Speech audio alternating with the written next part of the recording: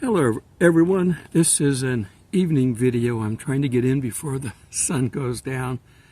I've got to take my car in tomorrow and get it fixed. It's got a bearing problem and they're going to have to take it apart. It's going to take about a half a day at least.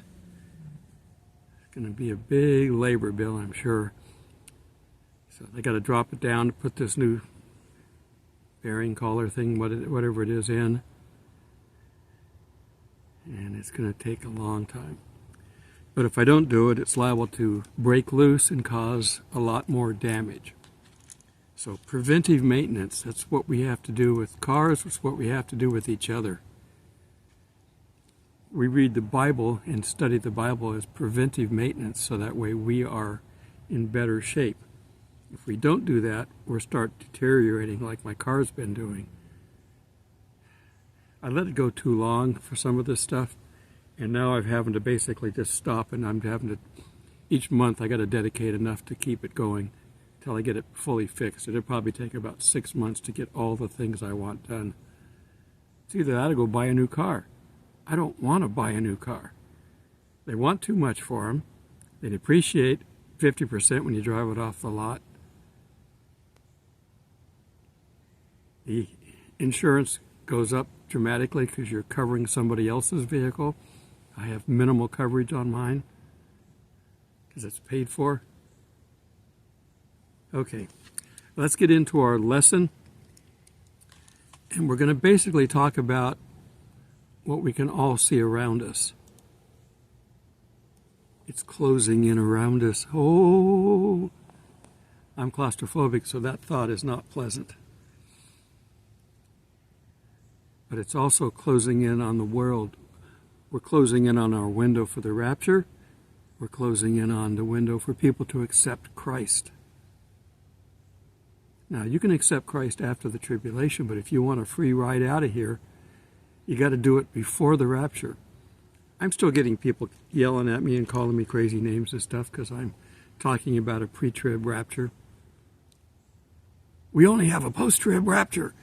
We're all going to suffer. Okay, well, you tell God you want to skip the rapture, the pre-trib, and just stay through the tribulation. When we get to the other end, of course, we'll be in heaven looking down at you. You be sure to tell us how well it went. I have to block these people in order to be able to squeeze that non-biblical thought into their head that there's only one rapture and it's at the end. They have to basically blank out the rest of the Bible. And so by doing that, you cannot carry on a conversation with these people. So as soon as I see it, and you can tell by the wording and what they put down, it's block. People lately have been telling me that they're missing comments. Comments are being deleted. I never delete a comment unless I first block the person. So if you're here to say your comments are gone, I didn't do it because I've left you here because you're valuable to this channel. I only throw the trash out. Okay? Okay, so the number of God's people who are suffering around the world, that's increasing. Unfortunately, I'm going to put a map up here in a little bit. Maybe right here would be a good place for it, so this tells me where to put it. There are 50 countries where it's dangerous to be a Christian. Now, obviously some it's more dangerous than others. There's a color scale on the bottom in red.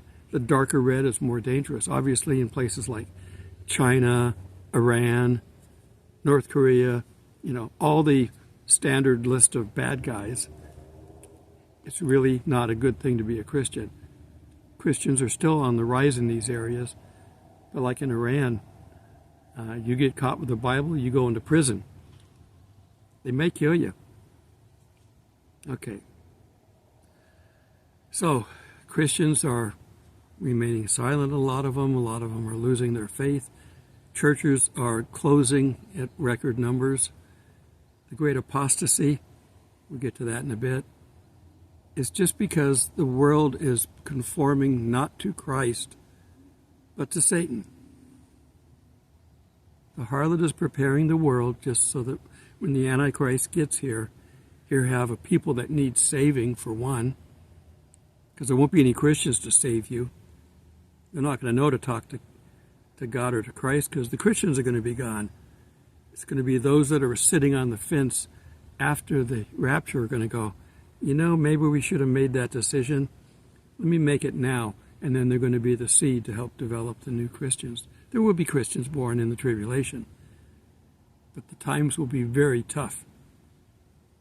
Okay, so we see the Word of God being recorded by the prophet Isaiah. No matter how bad it gets, Isaiah, I will make, this is Isaiah 43:19, I will make a way in the wilderness and the rivers in the desert. They were going to wander the wilderness for 40 years because they didn't believe, didn't trust, didn't have faith in God. And then Moses telling them that, you know, what they could do, they didn't have a faith in it. So they had to wander the wilderness until that generation died off. And then they got to go in. So he created water out of rock and desert and fed them with manna and quail. And I think this is I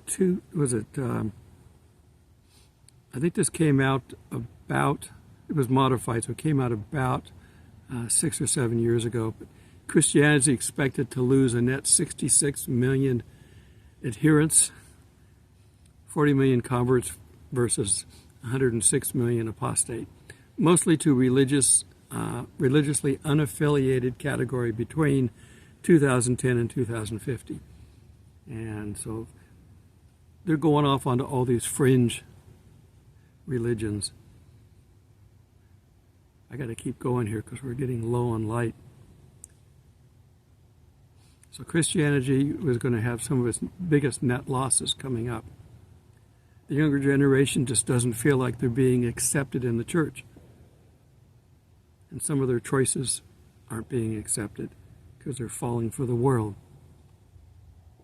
16% of Americans surveyed said that religion is the most important thing to their lives. That keeps dropping every year. That ought to be 100% people. One of the most common images of apostasy in the Old Testament is adultery. Apostasy is symbolized as Israel, the faithless spouse, turning away from Yahweh. So the adultery is Israel turning to other gods. We're not talking Sodom and Gomorrah stuff. So we can see that in both Jeremiah and Ezekiel, and I'll read you that in a little bit. Go and cry in, this is Jeremiah 2:2, go and cry in the hearing of Jerusalem, saying, thus saith the Lord, I remember you, the kindness of your youth, the love of your betrothal, when you went after me in the wilderness. Is a land not sown? I don't know if I can turn my light on and that might help. Yeah, it does help. Okay, I'll get in the middle of the frame. There we go. And in Ezekiel 16:2, Son of man, cause Jerusalem to know her abominations. This is Old Testament stuff, but these are prophets. We're going to get shortly, I don't know if we're going to see them or not. I'm thinking not. I think once we get into the Jewish calendar, which is after the rapture, then we're going to get the two witnesses. I'd love to see that. Everybody will, because it's going to be televised around the world. They're going to cause all kinds of miracles and problems with the people of the world, droughts and all kinds of stuff. Fire from heaven. That's one of the reasons we think they're going to be, Moses and Ezekiel. We don't know enough about Enoch. He could be, but we don't know for sure. Be interesting to see them, but they're going to be killed by the Antichrist. And then we're going to get the 144,000, which are going to be sealed so that they cannot be harmed, so they can get their message out. But they're going to be Jews, so they're going to probably be in Jerusalem. There may be some around the world. 144,000, 12,000 from each tribe. Easy to figure these numbers out. So that's coming. We have a rapture coming. And we've been saying this every year, but I don't see how we can go past this year. This being an election year in the United States. There may be one last ditch effort to stop this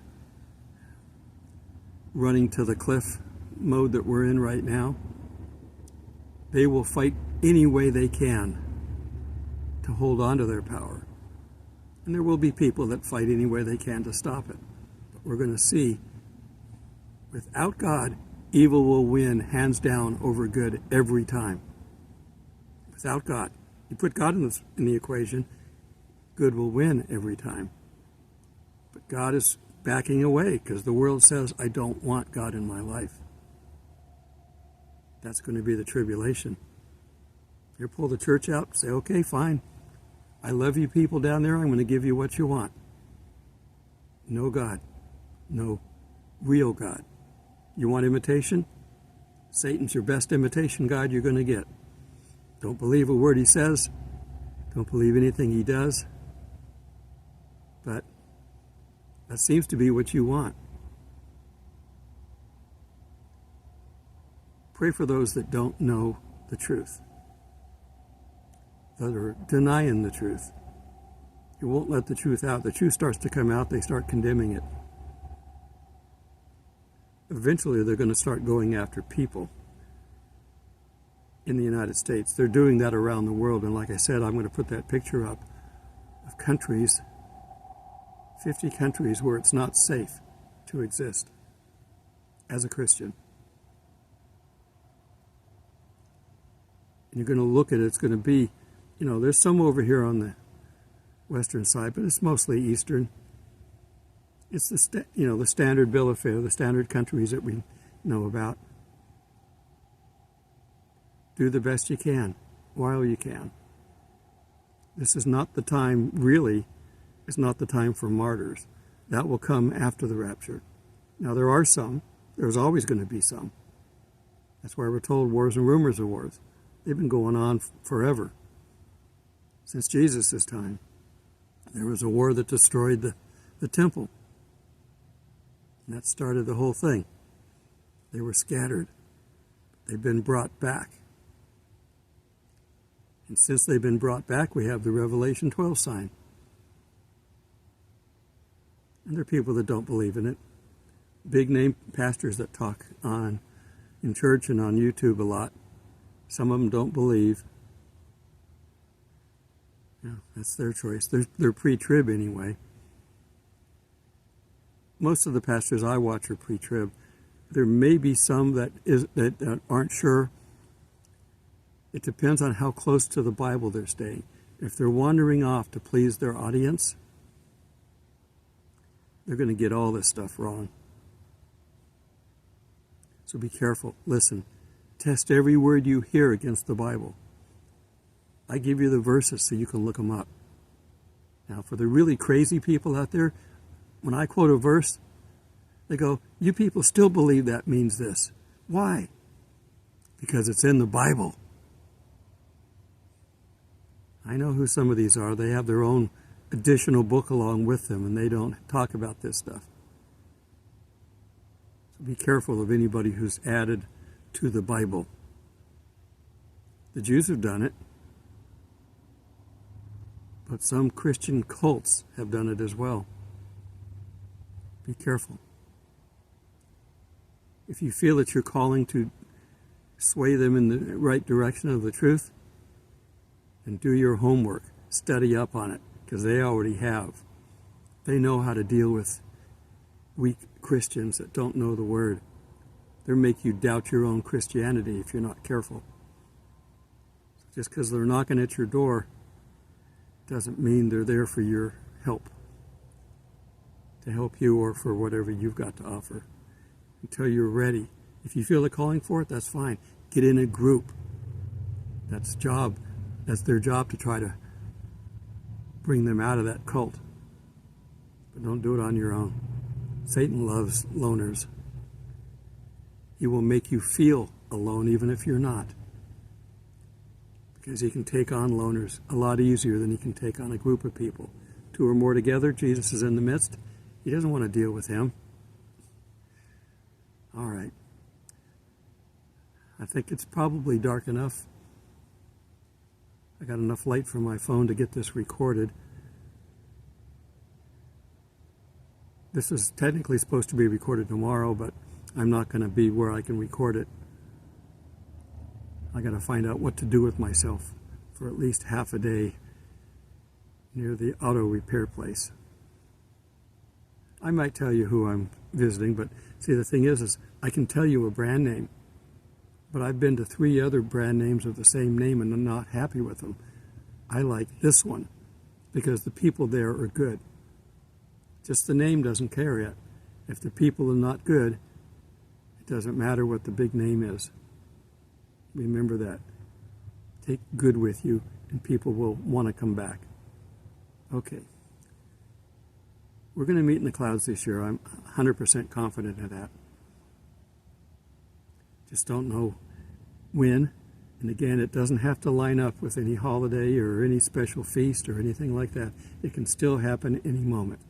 So always be ready. Blessings, everyone. Well, this is part of their hiking area here at the park.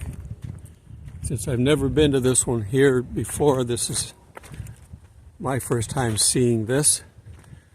I'm not going to make you go all the way around with me because it's going to take a little while, but it has hiking trails. Most of them are paved, which I need. Oh, that wind is cold and biting, so I don't plan on staying here too long.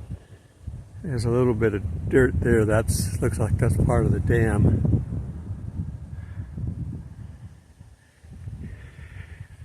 They do have boats here, so I'm assuming that they have boat rentals. I see some homes up behind there. So that's probably where the rangers stay. So anyhow, there's things to do. This is not as big and busy as some of the other parks, but that's all right.